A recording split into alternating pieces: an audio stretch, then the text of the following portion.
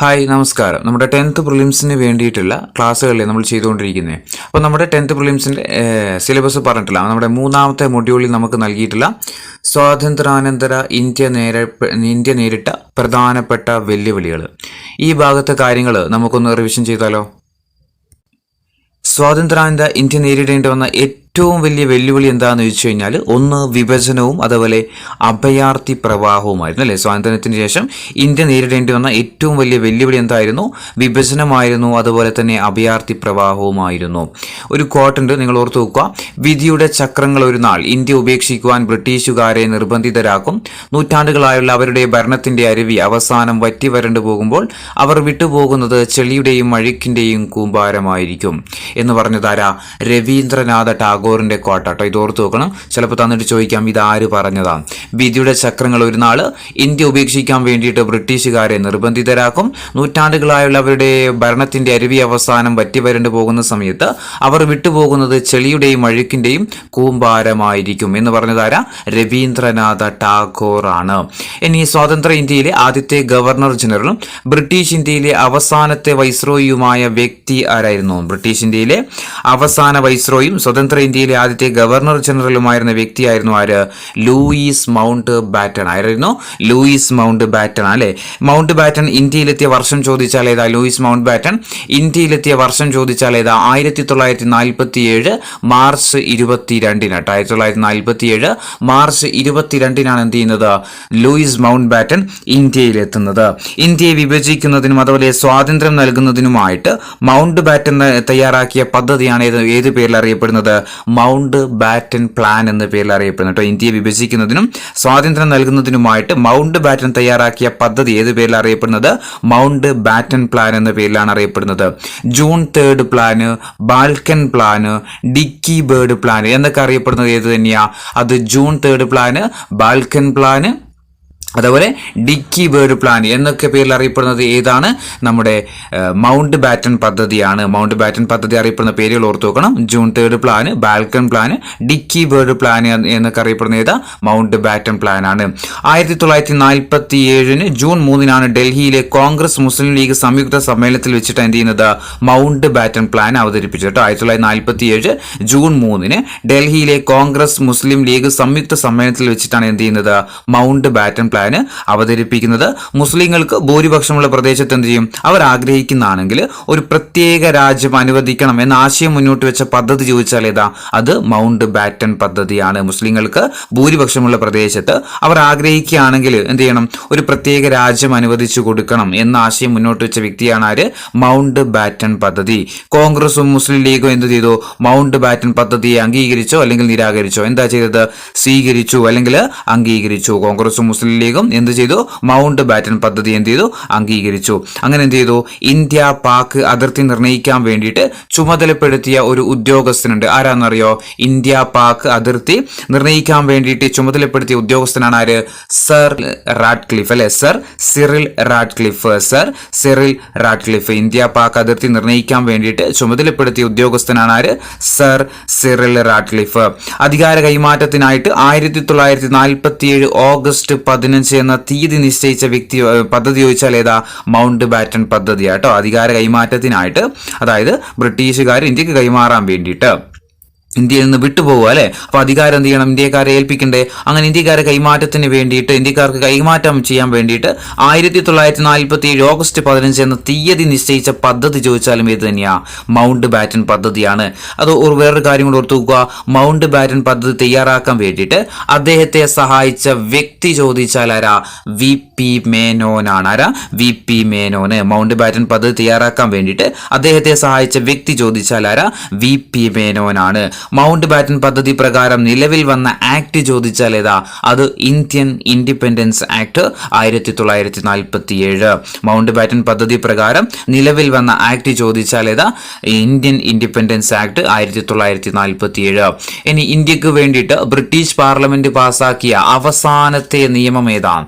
ഇന്ത്യക്ക് വേണ്ടിയിട്ട് British parliament പാസാക്കിയ അവസാനത്തെ നിയമം ഏതാ ഇന്ത്യൻ ഇൻഡിപെൻഡൻസ് ആക്ട് 1947 ഇന്ത്യക്ക് വേണ്ടിയിട്ട് ബ്രിട്ടീഷ് പാർലമെന്റ് പാസാക്കിയ അവസാനത്തെ നിയമമാണ് ഇത് ഇന്ത്യൻ ഇൻഡിപെൻഡൻസ് ആക്ട് 1947 അല്ലേ. ഇനി ആറ്റ്ലിയുടെ പ്രഖ്യാപനം എന്തായിരുന്നു?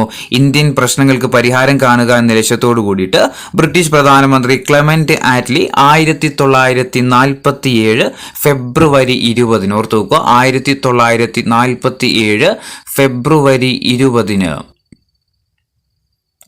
നടത്തിയ പ്രഖ്യാപനമാണ് എന്ത് പേരിൽ അറിയപ്പെടുന്നത്?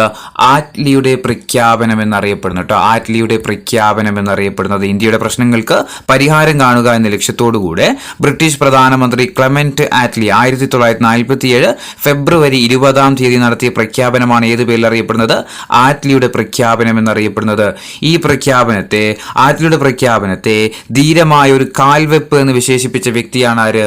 ജവഹർലാൽ നെഹ്റു. ധീരമായ കാൽവെപ്പ് എന്ന് വിശേഷിപ്പിച്ചതാരാ? ജവഹർലാൽ നെഹ്റുവാണ്. എന്തിനെ? ഇന്ത്യയുടെ പ്രശ്നങ്ങൾക്ക് പരിഹാരം കാണാൻ വേണ്ടിയിട്ട് എന്ന ലക്ഷ്യത്തോടു കൂടിയിട്ട് ബ്രിട്ടീഷ് പ്രധാനമന്ത്രി എന്ത് ചെയ്തു? ഒരു പ്രഖ്യാപനം നടത്തി 1947 ഫെബ്രുവരി 20 ആ പ്രഖ്യാപനമാണ് ഏത് പേരിൽ അറിയപ്പെടുന്നത്? ആറ്റ്ലിയുടെ പ്രഖ്യാപനം എന്നറിയപ്പെടുന്നത്. ഈ പ്രഖ്യാപനത്തെ ധീരമായ ഒരു കാൽവെപ്പ് എന്ന് വിശേഷിപ്പിച്ചതാരാ? ജവഹർലാൽ നെഹ്റുവാണ്. ഇനി ക്ലെമന്റ് ആറ്റ്ലിയുടെ ഇന്ത്യൻ ഇൻഡിപെൻഡൻസ് ബില്ല് ബ്രിട്ടീഷ് പാർലമെന്റിൽ അവതരിപ്പിച്ചത് എന്നാന്ന് ചോദിച്ചാൽ 1947 ജൂലൈ 4 കേട്ടോ. 1947 ജൂലൈ 4 എന്താ പറഞ്ഞത്? Clement Attlee Indian Independence bill. അന്നത്തെ പ്രധാനമന്ത്രിയാണ് ആര്? ക്ലെമന്റ് ആറ്റ്ലി അല്ലേ. അപ്പൊ പ്രധാനമന്ത്രി എന്ത് ചെയ്തു? ബ്രിട്ടീഷ് പാർലമെന്റിൽ ഇന്ത്യൻ ഇൻഡിപെൻഡൻസ് ബില്ല് അവതരിപ്പിച്ചു. ആ ഡേറ്റ് ആണ് ഇത് 1947 ജൂലൈ 4. ഈ ബില്ല് ബ്രിട്ടീഷ് പാർലമെന്റ് പാസ്സാക്കിയത്, 4 അവതരിപ്പിച്ച ബില്ല് ബ്രിട്ടീഷ് പാർലമെന്റ് പാസ്സാക്കിയത് എന്താണെന്ന് ചോദിച്ചാൽ 1947 ജൂലൈ 5 തൊട്ടടുത്ത ദിവസം എന്ത് ചെയ്തു? ബ്രിട്ടീഷ് പാർലമെന്റ് പാസ്സാക്കുകയും ചെയ്തു. ഇതിന് രാജാവിന്റെ അംഗീകാരം ലഭിച്ചത്, ബ്രിട്ടീഷ് ഇൻഡിപെൻഡൻസ് ബില്ലിന് ബ്രിട്ടീഷ് രാജാവിന്റെ അംഗീകാരം ലഭിച്ചത് എന്നാന്ന് ചോദിച്ചാൽ അത് ജൂലൈ 18 കേട്ടോ. 1947 ജൂലൈ 18 ഇനി ഇന്ത്യൻ ഇൻഡിപെൻഡൻസ് ബില്ലിൽ ഒപ്പുവെച്ച ബ്രിട്ടീഷ് രാജാവ് ചോദിച്ചാൽ ആരാ? അത് ജോർജ് ആറാമൻ. ആരാ? ജോർജ് ആറാമൻ കേട്ടോ. ജോർജ് ആറാമൻ എന്നാ ഒപ്പിട്ടത്? രാജാവ് ഒപ്പിട്ടതെന്നാ 1947 ജൂലൈ 18 ഇന്ത്യൻ ഇൻഡിപെൻഡൻസ് ബില്ലിന് ബ്രിട്ടീഷ് രാജാവിന്റെ അംഗീകാരം ലഭിച്ചത് ചോദിച്ചാൽ 1947 ജൂലൈ 18 ആരായിരുന്നു ആ സമയത്ത് രാജാവ് എന്ന് ചോദിച്ചാൽ ആരാ? ജോർജ് ആറാമൻ അല്ലെ. അങ്ങനെയാണെങ്കിൽ ഇന്ത്യൻ ഇൻഡിപെൻഡൻസ് ആക്ട് നിലവിൽ വന്നതെന്നാ? ഇന്ത്യൻ ഇൻഡിപെൻഡൻസ് ആക്ട് നിലവിൽ വന്നത് ചോദിച്ചാൽ 1947 ഓഗസ്റ്റ് 15 കേട്ടോ. 1947 ഓഗസ്റ്റ് 15 എന്ത് ചെയ്യുന്നത്? ഇന്ത്യൻ ഇൻഡിപെൻഡൻസ് ആക്ട് നിലവിൽ വരുന്നത്. ഇനി ഇന്ത്യക്ക് സ്വാതന്ത്ര്യം കിട്ടിയ സമയത്ത് ബ്രിട്ടനിൽ അധികാരത്തിലിരുന്ന രാഷ്ട്രീയ പാർട്ടി ചോദിച്ചാൽ ഏതാ? അത് ലേബർ പാർട്ടി കേട്ടോ. ഏതാ? ലേബർ പാർട്ടിയാണ്. അത് ക്ലെമന്റ് ആറ്റ്ലിയുടെ പാർട്ടി ചോദിച്ചാൽ ഏതാ? ലേബർ പാർട്ടിയാണ് അല്ലെ. ഇന്ത്യക്ക് സ്വാതന്ത്ര്യം കിട്ടിയ സമയത്ത് ബ്രിട്ടനിൽ അധികാരത്തിലിരുന്ന രാഷ്ട്രീയ പാർട്ടി ചോദിച്ചാൽ ഏതാ? ലേബർ പാർട്ടിയാണ്. ഇനി ബ്രിട്ടീഷ് രാജാവ് നമ്മൾ പറഞ്ഞു ആരായിരുന്നു? ജോർജ് ആറാമനാണ്. ഇന്ത്യ സ്വാതന്ത്ര്യം നേടുന്ന സമയത്ത് ബ്രിട്ടീഷ് രാജാവ് ചോദിച്ചാൽ ആരാ? ജോർജ് ആറാമനാണ്. ബ്രിട്ടീഷ് പ്രധാനമന്ത്രി ചോദിച്ചാൽ ആരാ? ക്ലെമന്റ് ആറ്റ്ലിയാണ്. ഇന്ത്യയുടെ വൈസ്രോയ്, ഇന്ത്യ സ്വതന്ത്രമാകുന്ന സമയത്ത് ഇന്ത്യയുടെ വൈസ്രോയ് ചോദിച്ചാൽ ആരാ? അത് മൗണ്ട് ബാറ്റൺ കേട്ടോ. മൗണ്ട് ബാറ്റൺ ആണ്.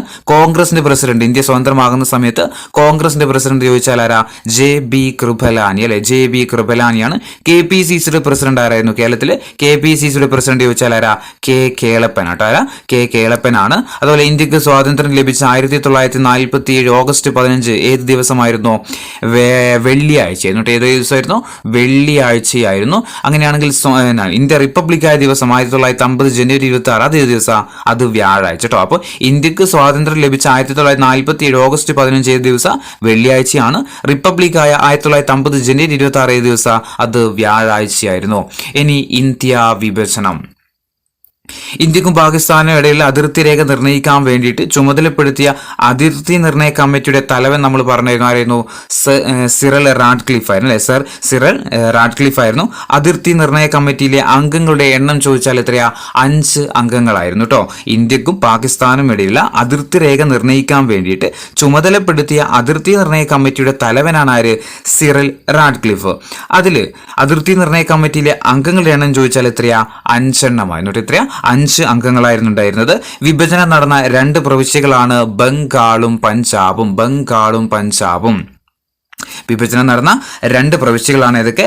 ബംഗാളും പഞ്ചാബും. ഇന്ത്യയുടെ പ്രഥമ സ്വാതന്ത്ര്യദിന ആഘോഷ ചടങ്ങുകൾ ആരംഭിക്കുന്നതിന് തൊട്ടു മുമ്പായിട്ട് വന്ദേ മാതരം ആലപിച്ചത് ആരാന്ന് ചോദിച്ചാൽ ആരാ? സുചേത കൃപലാനി കേട്ടോ. ആരാ? സുചേത കൃപലാനിയാണ്. ഇന്ത്യയുടെ പ്രഥമ സ്വാതന്ത്ര്യ ദിനാഘോഷങ്ങൾ ചടങ്ങുകൾ ആരംഭിക്കുന്നതിന് തൊട്ടു മുമ്പായിട്ട് വന്ദേ മാതരം ആലപിച്ചത് ആരാന്ന് ചോദിച്ചാൽ ആരാ? സുചേത കൃപലാനിയാണ്. ഇനി ഇന്ത്യയുടെ പ്രഥമ സ്വാതന്ത്ര്യ ദിനാഘോഷങ്ങളുടെ വേദി ചോദിച്ചാൽ ഏതാ? കോൺസ്റ്റിറ്റ്യൂവന്റ് അസംബ്ലി ഹാളാട്ടോ. കോൺസ്റ്റിറ്റ്യൂവന്റ് അസംബ്ലി ഹാളാണ്. CA ഹാളാണ്, അല്ലെങ്കിൽ കോൺസ്റ്റിറ്റ്യൂവന്റ് അസംബ്ലി ഹാളാണ്. ഇന്ത്യയുടെ പ്രഥമ സ്വാതന്ത്ര്യ ദിനാഘോഷങ്ങളുടെ വേദി ചോദിച്ചാൽ എവിടെയാ? കോൺസ്റ്റിറ്റ്യൂവന്റ് അസംബ്ലി ഹാളാണ്. ഇനി കോൺസ്റ്റിറ്റ്യൂവന്റ് അസംബ്ലിയുടെ അധ്യക്ഷനായ ഡോക്ടർ രാജേന്ദ്ര പ്രസാദിന് ഇന്ത്യൻ വനിതകളെ പ്രതിനിധീകരിച്ചുകൊണ്ട് ത്രിവർണ പതാക കൈമാറിയ വ്യക്തി ചോദിച്ചാൽ, അല്ലെങ്കിൽ സ്ത്രീ ചോദിച്ചാൽ ആരാ? ഹൻസ മേത്തയാണ് കേട്ടോ. ആരാ? ഹൻസ മേത്തയാണ്. എന്താ ക്വസ്റ്റ്യൻ? കോൺസ്റ്റിറ്റ്യൂവന്റ് അസംബ്ലിയുടെ അധ്യക്ഷനായിട്ടുള്ള രാജേന്ദ്ര പ്രസാദിന് ഇന്ത്യൻ വനിതകളെ പ്രതിനിധീകരിച്ചുകൊണ്ട് ത്രിവർണ പതാക കൈമാറിയത് ആരാന്ന് ചോദിച്ചാൽ ആരാ? ഹൻസ മേത്തയാണ്. ഇനി സ്വതന്ത്ര ഇന്ത്യയുടെ ആദ്യത്തെ ഗവർണർ ജനറൽ ആയിട്ട് ലൂയിസ് മൗണ്ട് ബാറ്റണും ജവഹർലാൽ നെഹ്റുവിന്റെ നേതൃത്വത്തിലുള്ള മന്ത്രിസഭയും അധികാരമേറ്റത് എന്നാന്ന് ചോദിച്ചാൽ മന്ത്രിസഭ അധികാരമേറ്റത് 1947 ഓഗസ്റ്റ് 15 കേട്ടോ. 1947 ഓഗസ്റ്റ് 15. ഇനി ഇന്ത്യ വിഭജനത്തെ തുടർന്ന് വർഗീയ ലഹളകൾ നടന്ന സ്ഥലങ്ങളാണ് ഏതൊക്കെയാ? കൽക്കത്ത, ബീഹാർ, നവഖാലി, ഡൽഹി, പഞ്ചാബ്, കാശ്മീർ കേട്ടോ. ഇന്ത്യ വിഭജനത്തെ തുടർന്ന് വർഗീയ ലഹളകൾ നടന്ന സ്ഥലങ്ങളാണ് ഏതൊക്കെ? കൽക്കട്ട, ബീഹാർ, നവഖാലി, ദില്ലി, പഞ്ചാബ്, കാശ്മീർ. ഇന്ത്യ വിഭജനത്തെ ആധ്യാത്മിക ദുരന്തം എന്ന് വിശേഷിപ്പിച്ചതാരാ? അത് നമ്മുടെ ഗാന്ധിജി കേട്ടോ. ഗാന്ധിജി എന്താ വിശേഷിപ്പിച്ചത്? ആധ്യാത്മിക ദുരന്തം എന്ന് വിശേഷിപ്പിച്ചു. എന്തിനെ? ഇന്ത്യ വിഭജനത്തെ ആധ്യാത്മിക ദുരന്തം എന്ന് വിശേഷിപ്പിച്ചതാരാ? ഗാന്ധിജിയാണ്. അടുത്തത് ഗാന്ധിജിയുടെ രക്തസാക്ഷിത്വം അല്ലെ. ആഫ്റ്റർ ഇൻഡിപെൻഡൻസ് ഇന്ത്യ നേരിട്ടൊരു വെല്ലുവിളി തന്നെയായിരുന്നു ഏതോ? ഗാന്ധിജിയുടെ രക്തസാക്ഷിത്വം എന്ന് പറയുന്നത് അല്ലേ. 1948 ജനുവരി 30 അല്ലെ. 1948 ജനുവരി 30 ബിർള ഹൗസിൽ വെച്ചിട്ട് വൈകുന്നേരം 5:17 കേട്ടോ. വൈകുന്നേരം 5:17 ആര് വെടിയേക്കുന്നത്? ഗാന്ധിജി വെടിയേറ്റ് മരിക്കുന്നത്. 1948 ജനുവരി 30 ബിർള ഹൗസിൽ വെച്ചുകൊണ്ട് വൈകുന്നേരം 5:17 വൈകുന്നേരം 5:17 ആര് വെടിയേറ്റ് മരിക്കുന്നത്? ഗാന്ധിജി വെടിയേറ്റ് മരിക്കുന്നത്. മരണ ദിവസം ഗാന്ധിജിയെ സന്ദർശിച്ച പ്രമുഖ രാഷ്ട്രീയ നേതാവ് ചോദിച്ചാൽ ആരാ? സർദാർ വല്ലഭായി പട്ടേൽ കേട്ടോ. സർദാർ വല്ലഭായി പട്ടേലാണ്. ഗാന്ധിജിയുടെ മരണ ദിവസം ഗാന്ധിജിയെ സന്ദർശിച്ച പ്രമുഖ രാഷ്ട്രീയ നേതാവാണ് ആര്? സർദാർ വല്ലഭായി പട്ടേൽ. ഇനി ആരായിരുന്നു ഗാന്ധിജിയുടെ ഘാതകൻ? നാഥുറാം വിനായക് ഗോഡ്സെയാണ് അല്ലെ. നാഥുറാം വിനായക് ഗോഡ്സെയാണ് ഗാന്ധിജിയുടെ ഘാതകൻ. നാഥുറാമിനെ തൂക്കിലേറ്റിയ ജയിൽ ചോദിച്ചിട്ടുണ്ട്. ഏതായിരുന്നു? അംബാല ജയിൽ കേട്ടോ. പഞ്ചാബിലെ അംബാല ജയിലിൽ വെച്ചിട്ടാണ് നാഥുറാം വിനായക് ഗോഡ്സെയെ തൂക്കിലേറ്റിയത്. നാഥുറാമിനൊപ്പം തൂക്കിലേറ്റപ്പെട്ട ഒരു വ്യക്തി കൂടി ഉണ്ട്. ആരായിരുന്നു അത്? നാരായൺ ദത്താത്രേയ ആപ്തെ കേട്ടോ. നാരായൺ ദത്താത്രേയ ആപ്തെയാണ്. അപ്പം ഗാന്ധിജി അന്തരിച്ചതെന്ന് 1948 ജനുവരി 30 5:17 മരണ ദിവസം ഗാന്ധിജിയെ സന്ദർശിച്ച പ്രമുഖ രാഷ്ട്രീയ നേതാവാണ് സർദാർ വല്ലഭായ് പട്ടേൽ. ഗാന്ധിജിയുടെ ഘാതകനാര? നാഥുറാം വിനായക് ഗോഡ്സെയാണ്. നാഥുറാമിനെ തൂക്കിലേറ്റിയ ജയിൽ ചോദിച്ചിട്ടുണ്ട്. ഏതാ? അംബാല ജയിൽ കേട്ടോ. പഞ്ചാബിലെ അംബാല ജയിലിൽ വെച്ചിട്ടാണ്. ഇദ്ദേഹത്തോടൊപ്പം നാഥുറാമിനോടൊപ്പം തൂക്കിലേറ്റപ്പെട്ട മറ്റൊരു വ്യക്തി കൂടിയുണ്ട്. ആരാ? നാരായൺ ദത്താത്രേയ ആപ്തെയാണ്. ഇനി ഗാന്ധിജിയെ വധിക്കാൻ വേണ്ടിയിട്ട് ഉപയോഗിച്ച തോക്ക് ഏതാ? ഇറ്റാലിയൻ നിർമ്മിതമായിട്ടുള്ള ബെറീറ്റ പിസ്റ്റൾ ആട്ടോ. ബെറീറ്റ പിസ്റ്റൾ, ഇറ്റാലിയൻ നിർമ്മിതമായിട്ടുള്ള ബെറീറ്റ പിസ്റ്റൾ ആണ് ഗാന്ധിജിയെ വധിക്കാൻ ഉപയോഗിച്ച തോക്ക് എന്ന് പറയുന്നത്. ഗാന്ധിജി അവസാനമായിട്ട് ഉച്ചരിച്ച വാക്ക് എന്താ? ഹേ റാം എന്നാട്ടോ. ഗാന്ധിജി അവസാനമായിട്ട് ഉച്ചരിച്ച വാക്ക് ചോദിച്ചാൽ ഏതാ? ഹേ റാം ആട്ടോ. ഹേ റാം ആണ്. ഗാന്ധിജിയുടെ അന്ത്യവിശ്രമ സ്ഥലം ഏത് പേരിൽ അറിയപ്പെടുന്നത്? ഗാന്ധിജിയുടെ അന്ത്യവിശ്രമ സ്ഥലം രാജ്ഘട്ട് എന്നാട്ടോ അറിയപ്പെടുന്നത്. ഗാന്ധിജിയുടെ അന്ത്യവിശ്രമ സ്ഥലം ഏത് പേരിൽ അറിയപ്പെടുന്നത്? രാജ്ഘട്ട് എന്ന പേരിലാണ് അറിയപ്പെടുന്നത്. ഗാന്ധി വധത്തെക്കുറിച്ച് അന്വേഷിച്ച കമ്മീഷൻ ചോദിച്ചിട്ടുണ്ട്. ഏതാ? കപൂർ കമ്മീഷൻ. ഗാന്ധി വധത്തെക്കുറിച്ച് അന്വേഷിച്ച കമ്മീഷൻ ചോദിച്ചാൽ ഏതാ?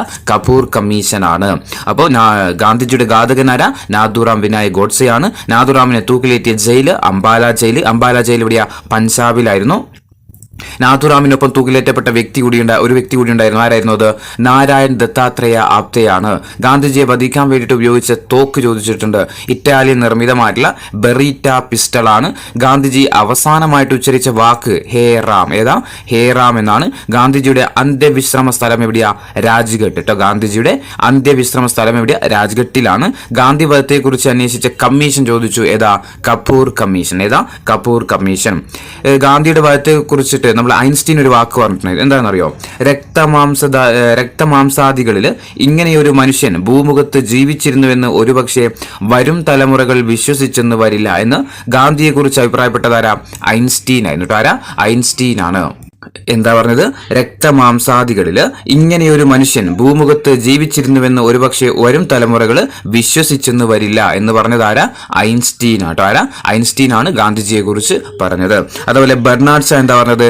ഗാന്ധിജിയുടെ മരണ വാർത്ത അറിഞ്ഞുകൊണ്ട് കൂടുതൽ നല്ലതാവുന്നത് നല്ലതല്ല, കൂടുതൽ നല്ലതാവുന്നത് നല്ലതല്ല എന്ന് പറഞ്ഞ എന്ന് അനുശോചനം സന്ദേശം അയച്ച വ്യക്തിയാണ് ആര്? George Bernard ഷായാണ്.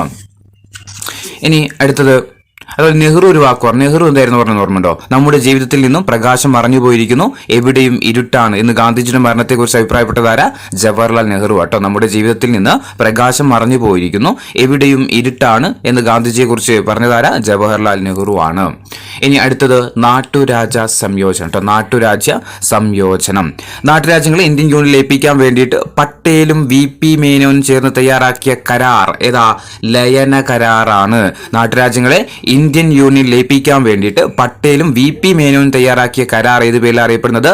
ലയന കരാർ എന്നാണ്, അല്ലെങ്കിൽ ഇൻസ്ട്രുമെന്റ് ഓഫ് അസോസിയേഷൻ എന്നറിയപ്പെടുന്നതാണ് ഇത് ലയന കരാർ. ഇന്ത്യൻ യൂണിയനിൽ ചേർന്ന ആദ്യത്തെ നാട്ടുരാജ്യം ചോദിച്ചാൽ ഏതാ? ഭാവ്നഗർ. ഇന്ത്യൻ യൂണിയനിൽ ചേർന്ന ആദ്യത്തെ നാട്ടുരാജ്യം ചോദിച്ചാൽ ഏതാ? ഭാവ്നഗർ ആട്ടോ. ഭാവ്നഗർ ആണ്. നാട്ടുരാജ്യ വകുപ്പ് അതായത് സ്റ്റേറ്റ് ഡിപ്പാർട്ട്മെന്റ് നിലവിൽ വന്നത് എന്താണെന്ന് ചോദിച്ചാൽ എന്നാ?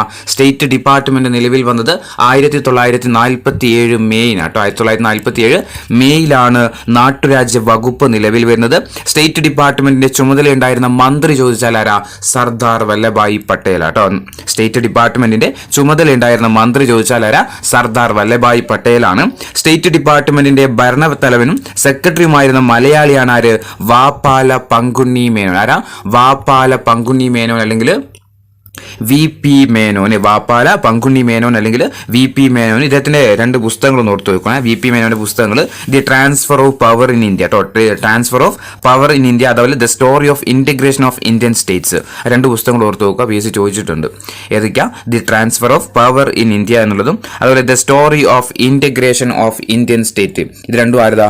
VP മേനോന്റെ പുസ്തകങ്ങൾ അല്ലെ. അപ്പോൾ സ്റ്റേറ്റ് ഡിപ്പാർട്ട്മെന്റ് ഭരണത്തലവനും സെക്രട്ടറിയുമായിരുന്ന മലയാളിയാണ് ആര്? വാപ്പാല പങ്കുണ്ണി മേനോൻ അല്ലെങ്കിൽ VP മേനോൻ. VP മേനോൻ ഒഡീഷയുടെ ഗവർണറായ വർഷം ഏതാ?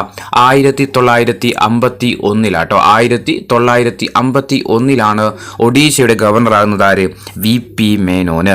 സ്വതന്ത്ര ഇന്ത്യയിൽ നാട്ടുരാജ്യങ്ങൾ കൂട്ടിച്ചേർക്കുന്നതിൽ മുഖ്യ പങ്ക് വഹിച്ച മലയാളി ആര് എന്ന് ചോദിച്ചാലും ആര് തന്നെയാ? VP മേനോൻ കേട്ടോ. VP മേനോനാണ്. ഇനി ഇന്ത്യക്ക് സ്വാതന്ത്ര്യം ലഭിക്കുന്ന സമയത്ത് 565ഓളം നാട്ടുരാജ്യങ്ങളുണ്ടായിരുന്നു കേട്ടോ. അതിൽ 565ഓളം നാട്ടുരാജ്യങ്ങളുണ്ടായിരുന്നു. ഇതിൽ 3 ഒഴികെ ബാക്കി എല്ലാ നാട്ടുരാജ്യങ്ങളും എന്ത് ചെയ്തു? ഇന്ത്യൻ യൂണിയനിൽ ലയിച്ചിട്ടുണ്ടായിരുന്നു. അപ്പോൾ ഇന്ത്യക്ക് സ്വാതന്ത്ര്യം ലഭിക്കുന്ന സമയത്ത് 565ഓളം നാട്ടുരാജ്യങ്ങളുണ്ടായിരുന്നു. ഇവയിൽ 3 ഒഴികെ കാശ്മീർ, ജുനഗഡ്, ഹൈദരാബാദ് ഓർത്തു നോക്കുക. കാശ്മീർ, ജുനഗഡ്, ഹൈദരാബാദ് ഈ 3 ഒഴികെ ബാക്കി എല്ലാ നാട്ടുരാജ്യങ്ങളും എന്ത് ചെയ്തു? ഇന്ത്യൻ യൂണിയനിൽ ചേർന്നിട്ടുണ്ടായിരുന്നു. ലയന കരാർ വഴി ഇന്ത്യൻ യൂണിയനിലേക്ക് കൂട്ടിച്ചേർക്കപ്പെട്ട നാട്ടുരാജ്യമാണ് ഇത്? കാശ്മീർ. എപ്പോഴെന്ന് പറയുക ലയന കരാറിൽ ഒപ്പുവെച്ചത്? 1947 October 26. 1947 October 26. 1947 October 26 Indian union ലയിക്കുന്ന സമയത്ത് കാശ്മീർ ഭരിച്ച രാജാവാര? രാജാ ഹരിസിംഗ് കേട്ടോ. രാജാ ഹരിസിംഗ്. ഇന്ത്യൻ യൂണിയൻ ലയിക്കുന്ന സമയത്ത് കാശ്മീർ ഭരിച്ചിരുന്ന രാജാവാണ് ആര്? രാജാ ഹരിസിംഗ്. ഇനി ഹൈദരാബാദിനെ ഇന്ത്യയുമായിട്ട് കൂട്ടിച്ചേർത്ത സൈനിക നടപടി ഏതാ? അത് ഓപ്പറേഷൻ പോളോ കേട്ടോ. ഹൈദരാബാദിനെ ഇന്ത്യൻ യൂണിയനിലേക്ക് കൂട്ടിച്ചേർത്ത സൈനിക നടപടി ഏതാ? ഓപ്പറേഷൻ പോളോ ആണ്. വർഷം 1948. 1948 ഹൈദരാബാദിനെ ഓപ്പറേഷൻ പോളോ വഴി എന്ത് ചെയ്യുന്നത് ഇന്ത്യയിലേക്ക് കൂട്ടിച്ചേർക്കുന്നത്. ഹൈദരാബാദ് ഇന്ത്യയിൽ ലയിക്കുന്ന സമയത്ത് അവിടുത്തെ നൈസാം ആരാന്ന് ചോദിച്ചാൽ മിർ ഉസ്മാൻ അലി ആട്ടോ. മിർ ഉസ്മാൻ അലി. ഹൈദരാബാദ് ഇന്ത്യയിൽ ലയിക്കുന്ന സമയത്ത് അവിടുത്തെ നൈസാം ആര മിർ ഉസ്മാൻ അലിയാണ്. ഇനി ബാക്കി ഏതുള്ളത് ജുനഗഡ് കൂടി ബാക്കിയുണ്ട് അല്ലെ. റഫറൻഡം വഴി ഇന്ത്യൻ യൂണിയനിലേക്ക് കൂട്ടിച്ചേർത്ത നാട്ടുരാജ്യമാണ് ഇത് ജുനഗഡ് കേട്ടോ. റഫറൻഡം വഴി ഇന്ത്യയിലേക്ക് കൂട്ടിച്ചേർക്കപ്പെട്ട നാട്ടുരാജ്യമാണ് ഇത് ജുനഗഡ് എന്ന കാര്യം ഓർത്തു വെക്കുക. റഫറൻഡം വഴി ഇന്ത്യയിലേക്ക് കൂട്ടിച്ചേർക്കപ്പെട്ട നാട്ടുരാജ്യമാണ് ജുനഗഡ്. അപ്പോൾ കാശ്മീർ എങ്ങനെയാ ലയന കരാർ വഴി അല്ലെ. കാശ്മീർ ലയന കരാർ വഴിയാണ് ഇന്ത്യയിലേക്ക് കൂട്ടിച്ചേർക്കുന്നത്. ഹൈദരാബാദ് സൈനിക നടപടിയിലൂടെ കൂട്ടിച്ചേർത്തു. ഏത് പേരിൽ അറിയപ്പെടുന്നത്? ഓപ്പറേഷൻ പോളോ എന്ന പേരിൽ അറിയപ്പെടുന്നു. ഓപ്പറേഷൻ പോളോ എന്ന പേരിലാണ് എന്തറിയപ്പെടുന്നത്? ഹൈദരാബാദിനെ ഇന്ത്യയിലേക്ക് കൂട്ടിച്ചേർത്ത സൈനിക നടപടി അറിയപ്പെടുന്നത് വർഷം 1948. ഇനി റഫറൻഡം വഴി അല്ലെങ്കിൽ ജനഹിത പരിശോധന വഴി ഇന്ത്യൻ യൂണിയനിലേക്ക് കൂട്ടിച്ചേർത്ത നാട്ടുരാജ്യമാണ് ഇത് ജുനഗഡ് എന്ന കാര്യം കൂടി ഓർത്തു വെക്കുക. ഇനി എന്നാ ജുനഗഡിൽ റഫറൻഡം നടന്നത് എന്ന് ചോദിച്ചാൽ 1948 ഫെബ്രുവരി 24 കേട്ടോ. ജുനഗഡിൽ റഫറൻഡം നടന്ന വർഷം ഓർത്തു വെക്കുക. 1948 ഫെബ്രുവരി 24 നമ്മൾ പറഞ്ഞു ഇന്ത്യൻ യൂണിയനിൽ ചേരാതിരുന്ന 3 നാട്ടുരാജ്യങ്ങളായിരുന്നു ഇത് കാശ്മീർ, ജുനഗഡ്, ഹൈദരാബാദ് അല്ലെ. അപ്പൊ ഇവരെ എന്ത് ചെയ്തു? ഇന്ത്യൻ യൂണിയനിലേക്ക് ലയിപ്പിക്കാൻ വേണ്ടിയിട്ട് തയ്യാറാക്കിയ ഒരു കരാർ ഉണ്ടായിരുന്നു. അതാണ് ലയന കരാർ എന്ന് പറഞ്ഞു അല്ലെ. ഈ ലയന കരാർ അനുസരിച്ചിട്ട് നാട്ടുരാജ്യങ്ങൾ കേന്ദ്ര സർക്കാരിന് കൈമാറേണ്ടി വന്ന വകുപ്പുകളാണ് ഏതൊക്കെ? പ്രതിരോധം, വാർത്താവിനിമയം, വിദേശകാര്യം. അതായത് ആ 3 നാട്ടുരാജ്യങ്ങൾ ഇന്ത്യൻ യൂണിയൻ ലയിക്കുന്ന സമയത്ത് അവരെന്ത് ചെയ്യണം? കേന്ദ്ര സർക്കാരിന് കൈമാറേണ്ടി വന്ന വകുപ്പുകളാണ് ഏതൊക്കെ? പ്രതിരോധം, വാർത്താവിനിമയം, അതുപോലെ വിദേശകാര്യം. ഇനി 1954 ഫ്രാൻസ് ഇന്ത്യക്ക് കൈമാറിയ ഫ്രഞ്ച് അധിനിവേശ പ്രദേശങ്ങളാണ് ഏതൊക്കെ? പുതുച്ചേരി, മാഹി, കാരക്കൽ, യാനം. ഓർത്തുക, ഫ്രഞ്ച് തന്നിരിക്കുന്നതിൽ ഫ്രഞ്ച് അധിനിവേശ പ്രദേശങ്ങൾ ഏതൊക്കെയെന്ന് ചോദിച്ചാൽ അറിയണം. പുതുച്ചേരി, മാഹി, കാരക്കൽ, യാനമാണ്. ഇനി ഗോവ, ദാമൻ ദിയു ഏതിന്റെ കീഴിലായിരുന്നു? 1961 പോർച്ചുഗൽ ഇന്ത്യക്ക് കൈമാറിയത് അല്ലെ. പോർച്ചുഗൽ ഇന്ത്യക്ക് കൈമാറിയ പ്രദേശങ്ങളാണ് ഏതൊക്കെ? ഗോവ, ദാമൻ ദിയു. ഗോവയും ദാമൻ ദിയും. ഇനി ഭാഷാടിസ്ഥാനത്തിൽ സംസ്ഥാനങ്ങളുടെ രൂപീകരണം. ഭാഷാടിസ്ഥാനത്തിൽ സംസ്ഥാനങ്ങൾ രൂപീകരിക്കണമെന്ന ആവശ്യം ആദ്യമായിട്ട് ഉയർന്നു വന്ന കോൺഗ്രസ് സമ്മേളനം ചോദിച്ചാൽ ഏതാ? 1920 നാഗ്പൂർ സമ്മേളനം. 1920 നാഗ്പൂർ സമ്മേളനമാണ് ഭാഷാടിസ്ഥാനത്തിൽ സംസ്ഥാനങ്ങൾ രൂപീകരിക്കണമെന്ന ആവശ്യം ആദ്യമായിട്ട് ഉയർന്നു വന്ന കോൺഗ്രസ് സമ്മേളനമാണ് ഇത് 1920 നാഗ്പൂർ സമ്മേളനം. 1948 ജൂണിൽ കോൺസ്റ്റിറ്റ്യൂന്റ് അസംബ്ലി നിയമിച്ച ഭാഷാ പ്രവിശ്യ കമ്മീഷന്റെ അധ്യക്ഷൻ ചോദിച്ചാൽ ആരാ? SK ദർറ കേട്ടോ. ആരാ? SK ദർറ ആണ്. 1948 ജൂണിൽ കോൺസ്റ്റിറ്റ്യൂന്റ് അസംബ്ലി നിയമിച്ച ഭാഷാ പ്രവിശ്യ കമ്മീഷന്റെ അധ്യക്ഷൻ ചോദിച്ചാൽ ആരാ? SK ദർറ ആണ്. ഇതേ വർഷം തന്നെ 1948 ഡിസംബറിൽ കോൺഗ്രസ് നിയമിച്ച ഒരു ഭാഷാ പ്രവിശ്യ കമ്മീഷൻ ഉണ്ട്. അത് JVP കമ്മിറ്റി. ഏതാ? JVP committee. JVP കമ്മിറ്റിയിലെ അംഗങ്ങളായിരിക്കുക നെഹ്റു, പട്ടേൽ പട്ടാഭി നെഹ്റു കേട്ടോ. Patel Pattabhi Nehru, Jawaharlal Nehru, V Vallabhbhai Patel, P Pattabhi Sitaramayya. അപ്പോൾ 1948 ഡിസംബറിൽ കോൺഗ്രസ് നിയമിച്ച ഭാഷാ പ്രവിശ്യ കമ്മീഷന്റെ കമ്മീഷനാണ് ഇത് JVP കമ്മിറ്റി. JVPയിലെ അംഗങ്ങളാണ് ആരൊക്കെ? പട്ടേൽ പട്ടാഭി നെഹ്റു. പട്ടേൽ പട്ടാഭി നെഹ്റു എന്ന കാര്യം ഓർത്തു വെക്കുക. ഇനി സംസ്ഥാന പുനഃസംഘടനാ കമ്മീഷൻ നിലവിൽ വന്ന വർഷം ഏതാ? 1953 കേട്ടോ. പുനഃസംഘടനാ കമ്മീഷൻ, സംസ്ഥാന പുനഃസംഘടനാ കമ്മീഷൻ നിലവിൽ വന്ന വർഷം ചോദിച്ചാൽ 1953 അതിന്റെ അധ്യക്ഷൻ ആരാ? PS എത്രയോ തവണ ചോദിച്ചു. പുനഃസംഘടനാ കമ്മീഷന്റെ സംസ്ഥാന പുനഃസംഘടനാ കമ്മീഷന്റെ അധ്യക്ഷൻ ആരാ? ഫസൽ അലി കേട്ടോ. ഫസൽ അലിയാണ്. അതിലെ അംഗങ്ങൾ ആരൊക്കെയാ? സർദാർ KM പണിക്കരും HN കുൻസറും കേട്ടോ. സർദാർ KM പണിക്കരും HN കുൻസറുമായിരുന്നു ഇതിൽ സംസ്ഥാന പുനഃസംഘടനാ കമ്മീഷന്റെ അധ്യക്ഷൻ എന്ന് പറയുന്നത്. ഈ പുനഃസംഘടന കമ്മീഷൻ നിലവിൽ വന്നതിന് ശേഷം അവരെന്ത് ചെയ്തു? പുനഃസംഘടനാ നിയമം പാസാക്കി. അത് നിലവിൽ വന്ന വർഷം ചോദിച്ചാൽ 1956 ഭാഷാടിസ്ഥാനത്തിൽ സംസ്ഥാന പുനഃസംഘടനാ നിയമം നിലവിൽ വന്നത്. സ്റ്റേറ്റ് റീഓർഗനൈസേഷൻ ആക്ട് നിലവിൽ വന്ന വർഷം ചോദിച്ചാൽ ഏതാ? 56 സ്റ്റേറ്റ് റീഓർഗനൈസേഷൻ കമ്മീഷൻ നിലവിൽ വന്നത് ചോദിച്ചാലോ അത് 1953 ഇനി ഭാഷാടിസ്ഥാനത്തിൽ സംസ്ഥാനങ്ങളുടെ പുനഃസംഘടന നടന്ന വർഷം ചോദിച്ചാലോ അതും 1956 അങ്ങനെ 1956 നവംബർ 1 14 സംസ്ഥാനങ്ങളും 6 കേന്ദ്രഭരണ പ്രദേശങ്ങളും നിലവിൽ വന്നു. എത്രയാ? ഭാഷാടിസ്ഥാനത്തിൽ 1956 നവംബർ 1 14 സംസ്ഥാനങ്ങൾ കേട്ടോ. 14 സംസ്ഥാനങ്ങളും 6 കേന്ദ്രഭരണ പ്രദേശങ്ങളും നിലവിൽ വന്നു. ഭാഷാടിസ്ഥാനത്തിൽ ആദ്യമായിട്ട് നിലവിൽ വന്ന സംസ്ഥാനം ചോദിച്ചാൽ ഏതാ? ആന്ധ്ര കേട്ടോ. ഏതാ? ആന്ധ്ര 1953 ഒക്ടോബർ 1 ഭാഷാടിസ്ഥാനത്തിൽ രൂപം കൊണ്ട ആദ്യ സംസ്ഥാനം ചോദിച്ചാൽ ആന്ധ്രയാണ്. 1953 ഒക്ടോബർ 1 ഇനി ആന്ധ്ര സംസ്ഥാനത്തിന്റെ രൂപീകരണത്തിന് വേണ്ടിയിട്ട് നിരാഹാരം അനുഷ്ഠിച്ച് മരണപ്പെട്ട വ്യക്തി ഉണ്ടാരാ? പോറ്റി ശ്രീരാമലു. പോറ്റി ശ്രീരാമലു 58 ദിവസം എന്ത് ചെയ്തു? നിരാഹാര സമരം ചെയ്തു. അദ്ദേഹം എന്ത് ചെയ്തു? മരിച്ചുപോയി. അപ്പോൾ ആന്ധ്ര സംസ്ഥാനത്തിന്റെ രൂപീകരണത്തിന് വേണ്ടിയിട്ട് നിരാഹാരം അനുഷ്ഠിച്ച് മരണപ്പെട്ട വ്യക്തിയാണ് ആര്? പോറ്റി ശ്രീരാമലു. എത്ര ദിവസം? 58 ദിവസം. ഇനി ഇന്ത്യയിലെ 15ാമത്തെ സംസ്ഥാനം ചോദിച്ചാൽ ഇതാ ഗുജറാത്ത് ആട്ടോ. ഇന്ത്യയിലെ 15ാമത്തെ സംസ്ഥാനം. നമുക്കറിയാം നിലവിൽ വരുന്ന സമയത്ത് 56 നവംബർ 1 എത്ര സംസ്ഥാനങ്ങളാ? 14 സംസ്ഥാനങ്ങളും 6 കേന്ദ്രഭരണ പ്രദേശങ്ങളാണ് നിലയിൽ വന്നത് അല്ലേ. അതിനുശേഷം 15ാമതായിട്ട് ഒരു സ്റ്റേറ്റ് വരുന്നത് ഗുജറാത്ത് ആണ്. 1960 1960 ഗുജറാത്ത് സംസ്ഥാനം നിലവിൽ വരുന്നത്. ഇന്ത്യയിലെ 25ാമത്തെ സംസ്ഥാനം ചോദിച്ചാൽ ഇതാ ഗോവയാട്ടോ. 1987 25ാമത്തെ സംസ്ഥാനമായിട്ട് വന്നത് ഇതാ ഗോവയാണ്. ഇനി ഇന്ത്യയിലെ 28ാമത്തെ സംസ്ഥാനം ചോദിച്ചാൽ ഇതാ ജാർഖണ്ഡ് കേട്ടോ. ഇന്ത്യയിലെ 28ാമതായിട്ട് വന്ന സംസ്ഥാനം ജാർഖണ്ഡ്. അവസാനമായിട്ട് 29ാമതായിട്ട് വന്ന സംസ്ഥാനം ചോദിച്ചാൽ തെലുങ്കാനയാണ് 2014 ജൂൺ 2 കേട്ടോ. ഇന്ത്യയിൽ അവസാനമായിട്ട് നിലവിൽ വന്ന സംസ്ഥാനമാണിത് തെലുങ്കാന. 2014 ജൂൺ 2 തെലുങ്കാന രൂപീകരണവുമായി ബന്ധപ്പെട്ട കമ്മിറ്റി ഏതാ? BN ശ്രീകൃഷ്ണ കമ്മിറ്റി കേട്ടോ. തെലുങ്കാന രൂപീകരണവുമായി ബന്ധപ്പെട്ട കമ്മിറ്റി ഏതാ? BN ശ്രീകൃഷ്ണ കമ്മിറ്റിയാണ്. ഞാൻ പറഞ്ഞു 29ാമതായിട്ട് വന്ന സംസ്ഥാനമാണ് ഇത് തെലുങ്കാന എന്ന് പറഞ്ഞു അല്ലേ. പക്ഷെ നിലവിൽ എത്ര സംസ്ഥാനങ്ങളുണ്ട്? നമുക്ക് 28 സംസ്ഥാനങ്ങൾ. 28 സംസ്ഥാനങ്ങൾ എന്തുള്ളൂ? നമുക്ക് നിലവിലുള്ളൂ. അതുപോലെ 8 കേന്ദ്രഭരണ പ്രദേശങ്ങളുമാണ് നിലവിലുള്ളത്. അതായത് 2019 എന്ത് ചെയ്തു? ജമ്മു കാശ്മീരും ലഡാക്കും കേന്ദ്രഭരണ പ്രദേശങ്ങളാക്കുകയും അതുപോലെ ദാദ്ര നഗർ ഹവേലിയും ദാമൻ ദിയു എന്നിവ സംയോജിപ്പിക്കുകയും ചെയ്തിട്ട് എന്ത് ചെയ്തു? ഇന്ത്യയിൽ നിലവിൽ 28 സംസ്ഥാനങ്ങളും 8 കേന്ദ്രഭരണ പ്രദേശങ്ങളുമാണുള്ളത്. ഇനി ഇന്ത്യയിൽ അവസാന രൂപം കൊണ്ട സംസ്ഥാനം ചോദിക്കുകയാണെങ്കിൽ ഏത് എഴുതണം? തെലുങ്കാന എഴുതണം. അപ്പൊ ഇത്രയാണ് നമ്മൾ സ്വതന്ത്രാനന്ദ ഇന്ത്യയിൽ ഇന്ന് നോക്കുന്നത്. ഇനി അടുത്ത യുദ്ധങ്ങളുണ്ട്, പഞ്ചവത്സര പദ്ധതി, ഇതൊക്കെ എന്ത് ചെയ്യണം? നമുക്ക് ഈ ഭാഗത്ത് നോക്കാനുള്ളതാണ്.